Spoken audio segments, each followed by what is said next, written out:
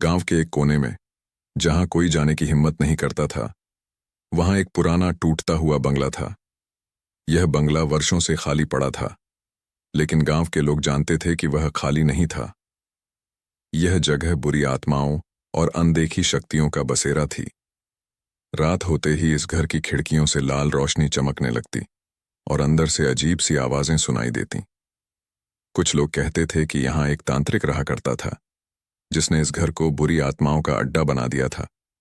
उसकी मौत के बाद उसकी आत्मा अब भी इस घर की रखवाली करती है।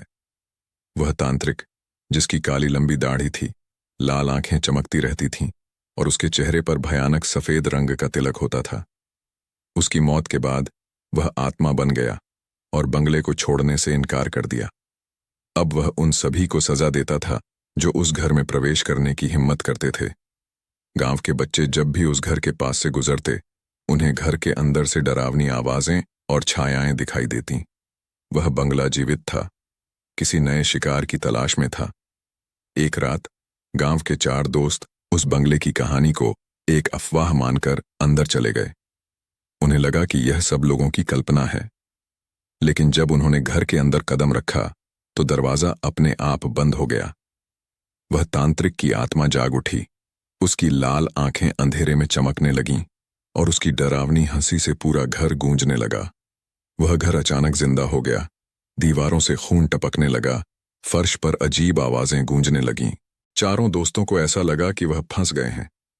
उन्होंने भागने की कोशिश की, लेकिन बंगला उन्हें अपने अंदर समेटने लगा। हर कोने से तांत्रिक की आत्मा उन्हें घेरने लगी। तांत्रिक की आत्मा ने कहा, तुम लोग इस बंगले में आए हो, अब तुम इसे कभी नहीं छोड़ सकते। यह तुम्हारा अंत है। चारों दोस्त डर के मारे चिल्लाने लगे, लेकिन उनकी आवाजें घर के अंदर ही गुम हो गईं। उन्होंने दरवाजे खोलने की कोशिश की, खिड़कियों से कूदने की कोशिश की, लेकिन कोई रास्ता नहीं था। वह बंगला किसी पिंजरे जैसा था जो धीरे धीरे सिकुड़ने लगा। एक एक करके वह बंगला उन चारों को निगल गया।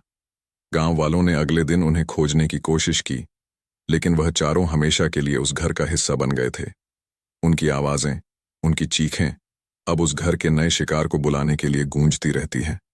यह कहानी बताती है कि भूतिया बंगला सिर्फ एक घर नहीं है, यह एक जाल है जो किसी को भी अंदर बुलाकर कभी वापस नहीं आने देता।